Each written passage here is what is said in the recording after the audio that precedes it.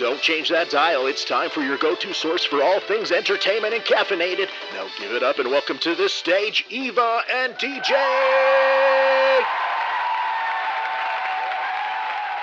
I'm DJ Blokzyl. And I'm Eva Crowe. And this is the Inks and Lattes podcast, where we're spilling the ink and dishing out drinks. So as you guys know, DJ and I are both members of the Creative Coffee Cafe Discord network, this amazing place where creatives can come together, bounce ideas, get support from their fellow creatives, and just hang out. It's an awesome community, and now we're going to feature some work from some of our talented members. And today, we want to tell you about an upcoming novel, Ghost Train, from CCC member Natalie Jacobsen. Ghost Train is set in the stormy summer of 1877 in Kyoto, and samurai daughter Maru Hokawa is navigating Emperor Meiji's foreign inventions, trains, electricity, and telephones that come with plagues, misinformation, and demons.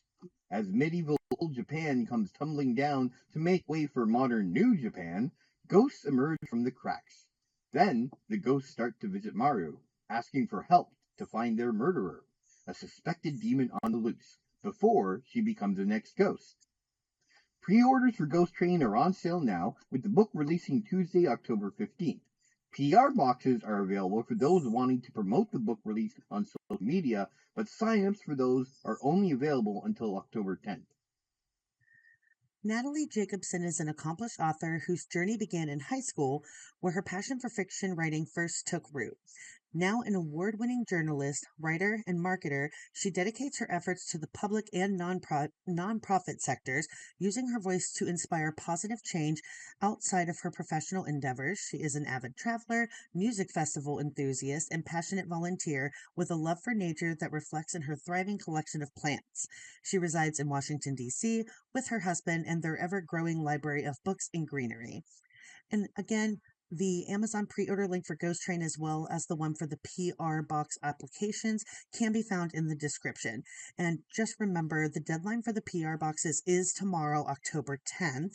And just a quick little bit on that, each PR box is going to include a couple of things. You're going to get a signed copy of Ghost Train wrapped in kimono print furoshiki cloth. That's awesome. That's worth it in its own.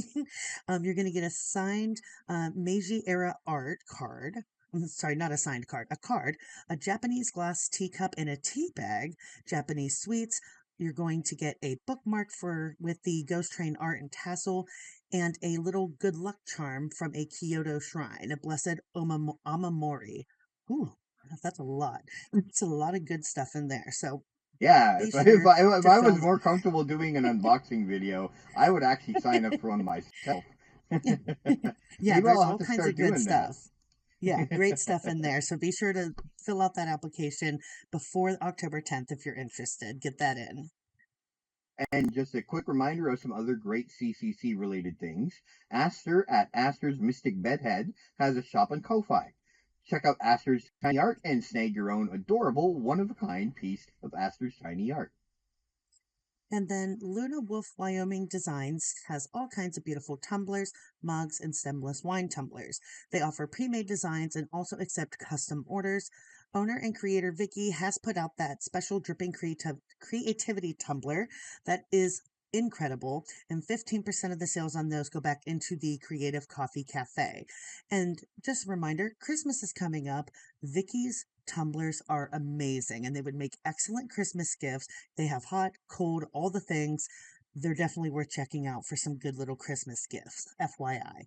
And then just a reminder, all links are found in the description below. All right, now it is time for our topic of the week. And our topic this week, well, it's October. I know we missed last week, but we're gonna be doing kind of spooky Halloween kind of themes all month this month. So today's topic, we're dealing with urban legends. I love urban legends. Like, I love them. Well, I will let you start the conversation because this is honestly, you are the spooky enthusiast between the two of us. I am. That I am. I just love urban legends in general because it's such an interesting kind of part of our history as people in general, because all walks of life have urban legends. All areas have urban legends. There's those ones that are very familiar to people all over the country, and then there's the ones that are more, certain, like, specific to certain regions or areas.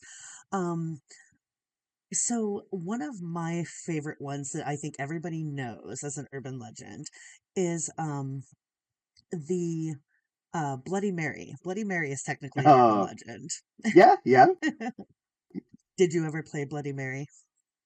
No, me myself, no, I didn't. I But did. I've heard enough about it, that's for sure. Yeah, I definitely have played Bloody Mary as a kid growing up.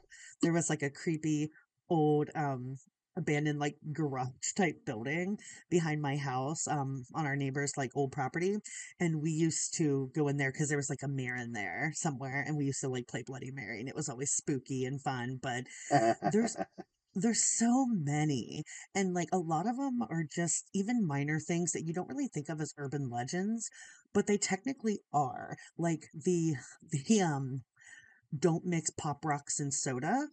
That's an urban Yeah, yep, legend. yep. Um, Yeah, there's a lot of them where like they just nothing come will from like happen. common knowledge kind of thing that ends up just becoming this urban legend where everyone just accepts it as a truth, even though it Right. came from something that was just absolutely not true at all. But it just grew into this urban legend that everyone talks about, right?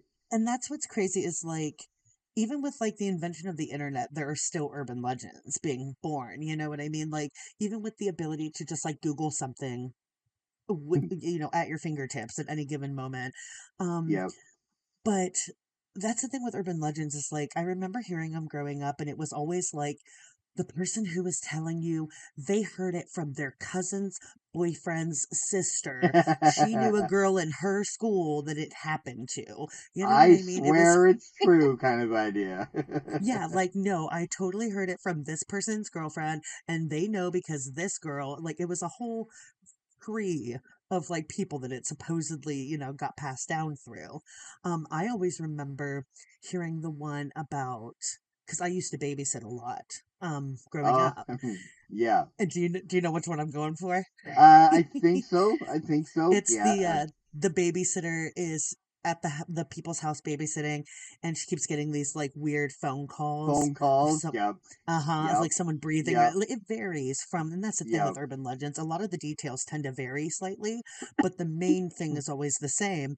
And with that one, it was like, this kind of dates it too. This dates that one where at the time I remember people being like, and then they use star 69, which to people that Yep. to people that don't know what star 69 was, um, you could hit star 69 back in the day, back in the late 1900s, and you could hit star 69 and it would tell you like where the phone call was coming from. And like that was the whole urban legend was that like she was getting these disturbing phone calls, and that phone call is supposedly originating from an upstairs bedroom in the house that she's in where she's left the baby. That was always the urban legend. And I remember people telling me and being like, no, it's totally true. Like I know a girl that it happened to, and it was super scary. Do you though? Do you? But yeah, are there any other ones that you know of specifically or remember hearing, DJ, when you were like growing up?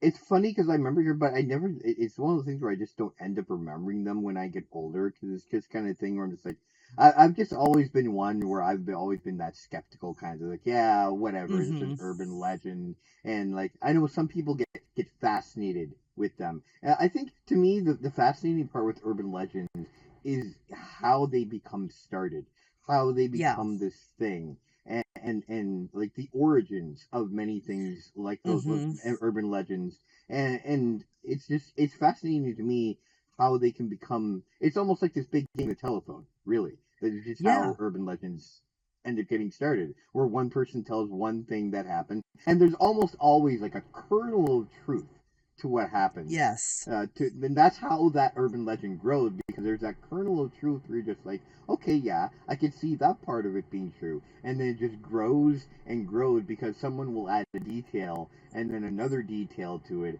and then another detail, and then this small thing that was kind of boring becomes this incredible story that becomes an urban legend that everyone knows everything about.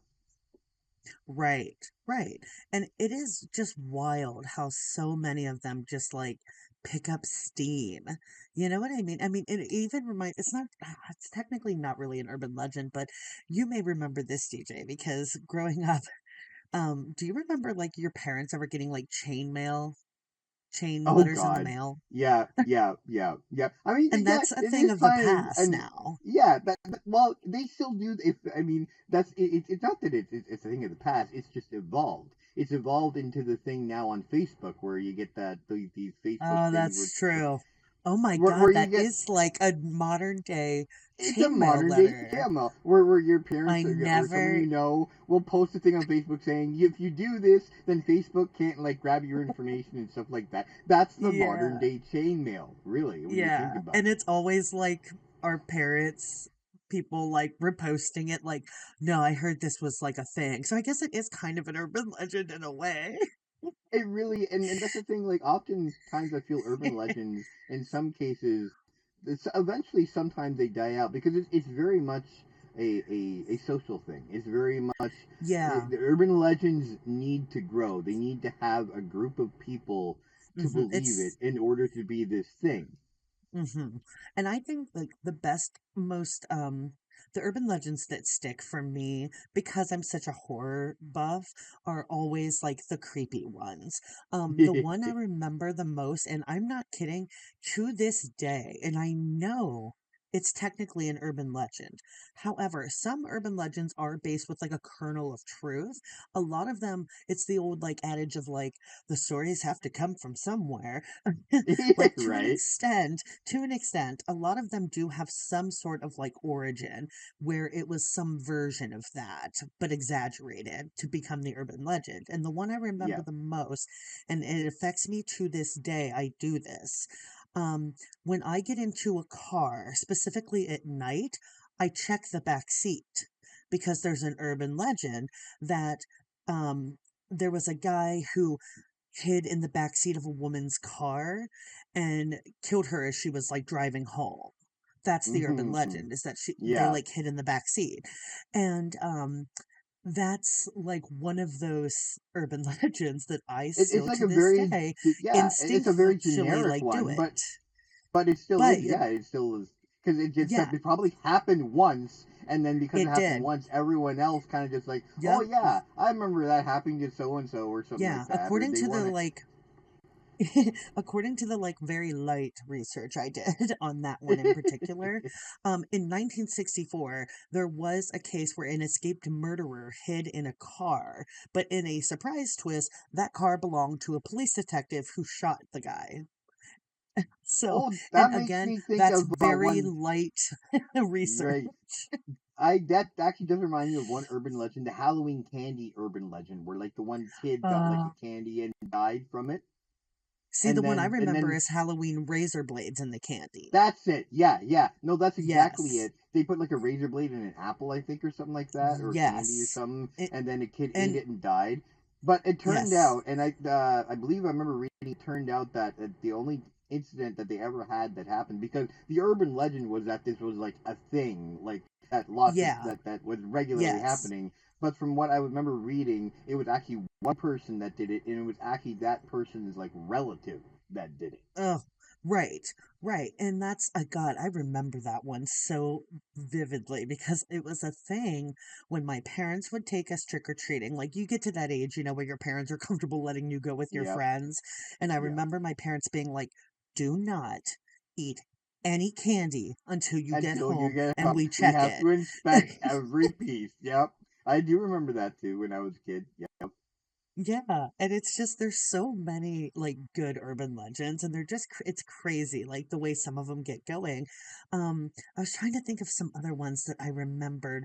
Um One I was oh, thinking of, because the one you were when you were talking about the backseat of the car, the one that's kind of mhm. related to that when you think about it is leaving the light on in the car, like on the little one, the dome light on the top of the thing, and how your parents Yes. just like, and then parents are just like, don't leave that light on, we could get arrested for having it on, or at least they make you feel like you like you could Yeah. get pulled over for having that dome light on while you're driving. And if you think about Yeah. it, that's Yep. kind of an urban legend because I mean, like, even if it's something that maybe was created by parents who just don't want to have that light on because they're really annoyed by it, but it Right. becomes this Right. urban legend that all the kids believe to be true because so many of them have had their parents tell them that. Yeah. Yeah. And there's so many like little ones like that. Like the old, did you know that you only use 10% of your brain? That's Right? entirely Yeah. false. But it That's was like yeah. for a long time, that was like a believed thing. And it's weird when you think about like, okay, this one's this one is technically, I guess, a rumor slash urban legend. But I remember hearing this and I've seen it on the internet. This is kind of a vulgar one. Which you know, if it's on the internet, you know it's true, right? So. Yeah, right. And this was like, but that's the thing. This was like pre internet, but I saw it the other day, like talked about online, and I was like, oh my God, I forgot about that. But I remember hearing it when I was in like middle school, and there, and nobody knows where it came from. And like that was the part of the post online that I saw that they were like, okay, before the internet, how did everyone I know this rumor? Um, and it was the old rumor about Marilyn Manson. Do you know what I'm talking about? I think so. Remind me about what it was It's again. kind of vulgar. It's kind of vulgar, but we're all adults here. But it there was a rumor that Marilyn Manson had his rib cage like removed Oh, okay. Yes, I do remember that now. so that Yes, he yes. could his own. And I Yeah, remember yeah, everyone yeah. knew that. And the funny thing is, too, DJ, um, I am like he's from the same sort of area as me growing up. So I know a lot of people Oh, that knew him like growing up and like that still was a big rumor, even like right around our hometown. But I know people that live all over the country, different countries even, that heard that rumor about Marilyn Manson and everyone swore that it was true. Same thing with like the Mr. Rogers one about him having like full tattoo sleeves because he was in like the Navy. I never. You know Completely what? false. I never heard that one actually. I Oh yeah. don't recall that one at all. Yeah, that's a big one too, where like there was a time where everyone was like, yeah, Mr. Rogers has full sleeves. He was in the Navy. And like there was a whole backstory to it. And it's a complete falsity. Like someone just one day said it and everyone was like, yeah, that's true. Well, It's like, because again, like it's one of those things that sounds like it would be a really awesome idea, and there's yeah, probably like I don't know, was he in the Navy at all? I don't think so. I can't remember. Yeah, I was I don't gonna even say know if he because I was in could the see Navy. because I was gonna say if it could be one of those like Colonel of Truth ones Colonel, where he was in yeah. like yeah where he was in like the military navy or something like that, and so because of that it could sound like because of how wholesome he is at the especially Right. considering like back then tattoos Mm-hmm. were not as tattoos were definitely much more Right. taboo Taboo. than they are Yeah. now. So Mr. Yeah. Rogers having tattoos at that point would have just Would been be like wild. scandalous. That would be scandalous. No, Right. seriously. I imagine if they had found out that Mr. Rogers had tattoos, that would have changed. That would have been almost a big social and political thing at that point, really. Right, right. So I could Um, see why that would have been became like an urban legend because there's so many people that would think, man, that would be awesome if this was true, and they just right. kind of made it. Mm-hmm. They made it so, right. Yeah. Before we move on, there was one other one that I think a lot of people will have heard that was a big urban legend, especially in like the 90s, 2000s. The gang high beam. Initiation. Do you know this one? It was Mm-hmm. the when you're driving at night, don't ever flash your Yep. lights at someone who Yep. doesn't have their headlights on because they will turn around, follow you, flash your lights, and drive you off the road and kill you because it was a I gang do. initiation. I do remember that one. And to Yes. this Yes. day, DJ, I don't do it. I know it's not true, and to this day, I do not do it. It's one of those it's right up there with me. And I think for me it also plays into the fact that in like the late 90s, early 2000s, there's a horror movie called Urban Legend, and I love that movie. Just FYI, if you have not seen it, it's fantastic. Like late 90s, early 2000s horror, but it's literally based all around urban legends and a killer that's like on this campus. Jared Leto is in it, like young Jared Leto, bunch Oh of other wow. people. But it, yeah, Joshua Jackson is in it from Dawson's Creek and all the other stuff. But it's about a killer who is loose on this like college campus, and all these people start dying with urban legends. And it is Hmm. so good. And that's one of them that's really prominent in the movie is the gang high beam initiation. And I remember hearing about that all my life when I started driving. I remember my parents telling me not to do it. Like, don't ever flash your lights at someone that doesn't have their lights on. And that's so crazy to me. Like, it's not even true. I don't know if It's there's funny how any things truth work to like that that. one. Really, when you think about it, it's funny how it works like that. Yeah, it is. I, But we should probably we should yes, we should probably move definitely. on to our pick. Okay, I'm gonna do mine first, just because I've been Yes. wanting to talk about this one. It is a huge local legend from where I am from. It was a Hmm. huge local legend, and it actually they released a document. Someone made a documentary about it actually about 10 years ago. And I actually have the link for this documentary in their show notes, so hopefully we can put that link in the description as well. Because Nice. it's a short 15-minute documentary about this urban legend. um, it ended up actually making the Toronto Film Festival as well. Oh, But nice. the urban legend is basically I would call it twisted. The urban legend is that when the movie Twister came out, and so this is back in 1996. We have a drive-in around here, local drive-in. It's still running. It is one of the few drive-ins that are still running in Ontario, and Right. it's got huge, one of the biggest ones actually, huge four screens, everything like that. The urban legend was that as when they were screening the movie Twister, and I'm going to give you the whole like the full legend here. The full legend was that Twister was playing at the drive-in. As Twister is playing, as the part of the movie where the Twister is going and destroying the drive-in screen, a Twister comes in real life at that drive-in and destroys the screen while they're watching the movie. That's such a like specific one too. Yeah, but here's the thing. So this is one of those kernel of truth urban legends. What Right. actually happened, and if you watch that documentary, because they go into the interview, because the documentary happened about they filmed about 20 years after this happened, and they talked with Hmm. people they talked with people that are actually working at the drive-in, just so they can get the actual truth of what happened, and then they talked with people that were actually supposedly there when it happened, and they interview these people, and these people swear to God that this actually happened.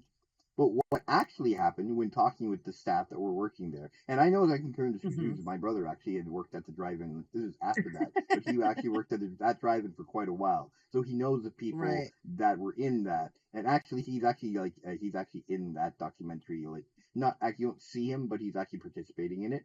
But yeah, what actually happened was that there was a twister, and the screen actually did get there was one screen that actually got torn out from this twister, but the Hmm. twister actually happened a little earlier in the day before they were actually screening the movies, Right. Right. and the funny thing too is like other details that weren't true. The actual screen that was demolished, Twister was not actually scheduled to play on that screen. It was actually scheduled to play on a Ah. different screen. So that's Right. the actual truth behind it. But there are people, they actually interviewed people that swear that this actually happened, that the urban legend, so it just ended up being this thing where like and it didn't help that they ended up having a few news articles that came out after, and then it became this huge kind of like international story about the urban Right. legend of a twister coming and happening during like and that, I think that's why this became an urban legend, because the if this had actually happened, it would have been such an awesome and great story that just so many people wanted this to be real. So many people wanted this to be true because of how amazingly just crazy of a story that would be Right. if it was actually true. And it's Right. funny, like one of the quotes that they had in that documentary actually kind of hit me too, where he said it was kind of like, oh, what do you say here? He said, on one hand, yeah, you want to stick to the facts, but everyone loves a good urban legend, right? And that quote came Right. from a reporter who had been reporting on the story, and even he kind of admits it's just like, yeah, the facts are like the facts are the facts, but sometimes a good urban legend can just, I don't know, there's almost a certain amount of joy and satisfaction that you can get from a good urban legend. Like to me, I feel that that's one of those urban legends that I don't mind people believing to be true, because honestly, what's the harm? Right. There's Right. And no one's getting harmed from believing that this thing actually happened. So right. to me, there are some urban legends where it's like, okay, you know what? Even if I know it's not true, I'm gonna let people believe it. I might even spread it a little bit myself too, because it's just kind of fun to believe in that kind of sense. Right. Especially knowing exactly what happened for me, it's kind of just like, you know what? Yeah, it's cool, and it's just like it's one of those things where like if someone doesn't know about it, I might spread that urban legend a little bit, because it's one of those things that's just like, oh man, that's just so freaking crazy and cool. Yeah, yeah, it is, and that's the most fascinating too. And actually, that what that documentary is, they actually talked with a psychology professor about the psychology of memory and how we can form memories and how our memories kind of there's some plasticity to it, where every time we recall a memory, sometimes we'll recall it and then something gets added, whether from someone else or because we think that that's part what happened, and that gets added and becomes a fact in our mind. Because I love that idea too, because and again, that's very tied much with urban legends as well too, when you think about it, because I feel that that's where a lot of there's a lot of Mandela effect when it comes to urban legends, where we think that something actually happened, and or something didn't happen and actually did. But anyway, I will let you go on to yours now. So my pick of the week is I was gonna go with Crybaby Bridge because that is a really big one. I know of about 20 Crybaby Bridge stories in Ohio alone. So I'm pretty sure like all states have one. Well, But Ohio's got a lot of bridges though, right? So I mean, like it would make sense that they've I got mean, I guess we do. Do we have like a weird amount of bridges? Maybe. Maybe we I do. don't know. I don't know. Maybe Good, we do. good. Maybe I it don't is know. like a really high number. Um, but I will say that the Crybaby Bridge that's closest to me is supposed to be like the OG I have read. So Oh, it's like really? the one to Okay. go to, apparently. Oh, Yeah, because interesting. the one that's near me, you like can't access by car anymore. You have to like walk there, which makes it extra spooky. But Oh, which I have done. I have yeah. done that Okay, Crybaby I Bridge, can see that. and That it's is kind of creepy, scary. actually. Yeah. Jeez. But Makes yeah, so I makes me liked wonder. You it. know what? Now makes me wonder. I gotta check out like how many private bridges are where I live. Now that I You think. should. You Yeah. should. Everyone should search it because I'm sure there's a lot. But I liked the idea you had of like doing one that was kind of local to your area specifically. So I'm gonna do my pick is Helltown, Ohio. What a name. Helltown is an abandoned city, abandoned town in, I believe I did Google it really quickly. It's Summit County, Ohio. And it was notorious when I was growing up. Everyone in high school talked about like going out on the weekends, like once we were all, able to drive and like driving out to Helltown. And there were all these. rumors about like how it became abandoned, and there were all these creepy stories about it, but it's like the biggest local urban legend is just that town in general, because the big thing was that like supposedly, which I don't even think this is actually true. Honestly, I forget exactly what happened to the town. I think that like the economy just dropped and like people just abandoned the town. I don't even know if there was a reason necessarily, like any big event, like a cataclysmic I'm event. guessing it was just like a really small town, right? And then just Yeah, yeah, yeah. you're probably right. People left, and I mean, once enough people leave, then everyone else who Hmm. stays, there's got nothing left to stay there for, Yeah, right? So it's kind of like, all right, well, I guess we'll exactly. leave too. Exactly. And Ohio has a lot of abandoned little towns like that, because of like the coal industry and stuff, especially in like southern Ohio. But Oh, Helltown is okay. northeast Ohio, so it's kind of the exception to a lot of How the the area hell? of a lot of those Why would abandoned they name towns. it Helltown? Like, where did that It's come from? technically, I believe it was technically like New Boston or Boston Mills, Ohio, I think was originally the name of it. But I don't like the moniker of Helltown just like stuck. And so one of the big urban legends about that place is that there's like an abandoned school bus. I remember everybody talking about the abandoned school bus and how there was supposedly this like tragic accident where all of these kids were killed on this school bus. And Oh, like of if you course, went there, yeah. yeah, if you went there at That night, you could like hear you and hear see the the kids screams and screaming. cries and Yeah. And then one of them, because one of the rumors was that there was like a chemical spill and that's why the town closed and was oh, abandoned.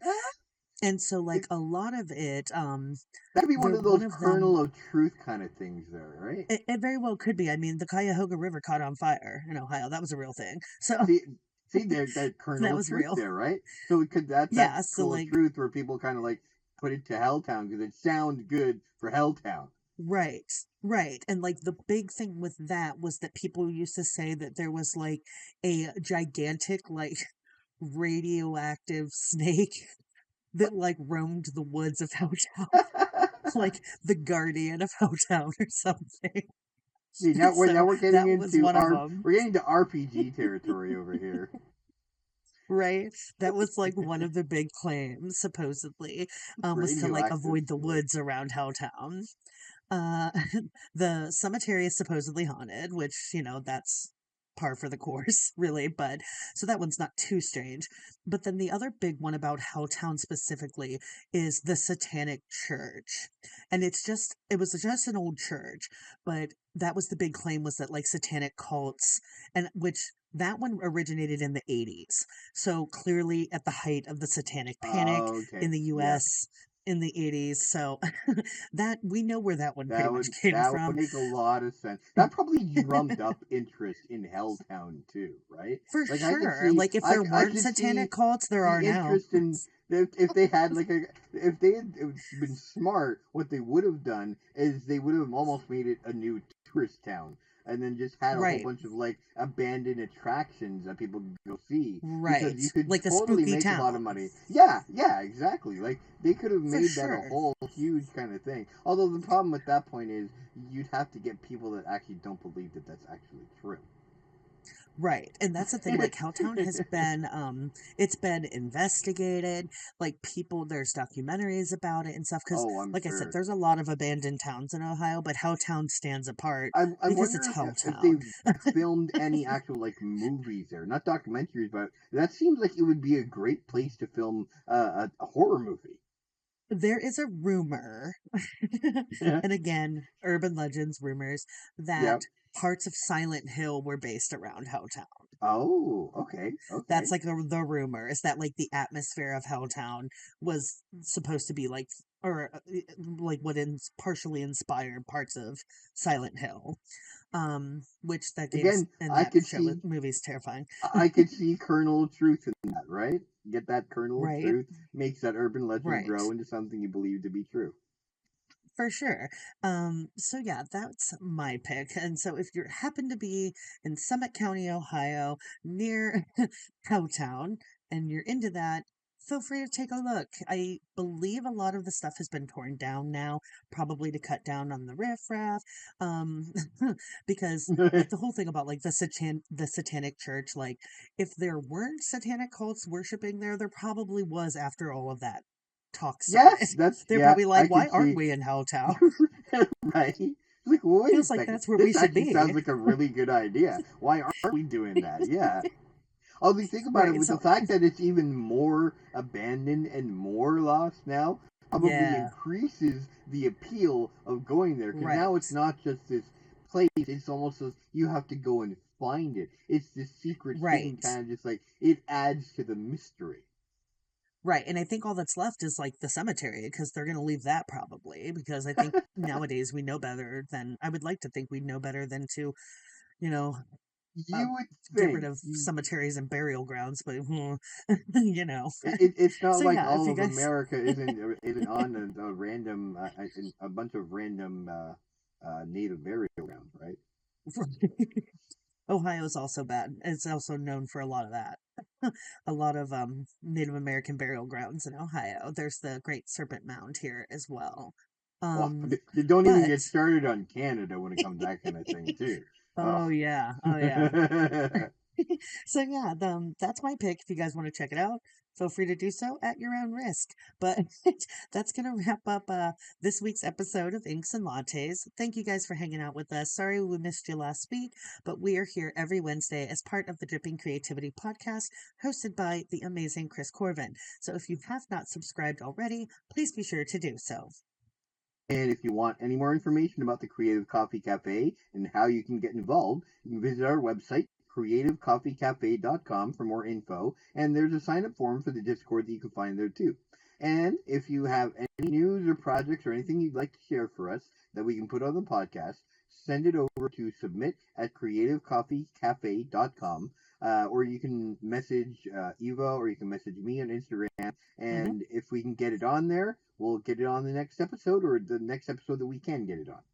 Thanks again for tuning in to Inks and Lattes, where we're spilling the ink and dishing out drinks. Have a good week. Later.